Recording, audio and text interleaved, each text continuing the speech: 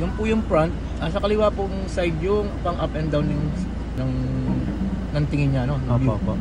Tapos nasa kanan mo brightness. Tapos swipe lang po tayo. Likod naman sir.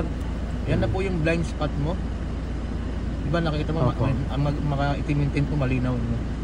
Meron din yan up and down. Lahat ng single na ano, na view. Merong up and down tsaka brightness, no? Tapos swipe tayo ulit. Inside naman sir, no? Ganun din, same din, may up and down din, no? Opo. Tapos may brightness din. Pwede siyang split tatlo. Ngayon, kung gusto mo namang gamitin yung mirror, click lang, iisang pindutan to dito. Click mo lang yan.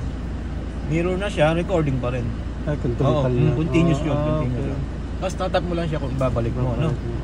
Tapos sir, kung gusto mo naman i-review dito sa dashcam, punta ka ng home, punta ka ng file management. Yun. Check natin yung video front.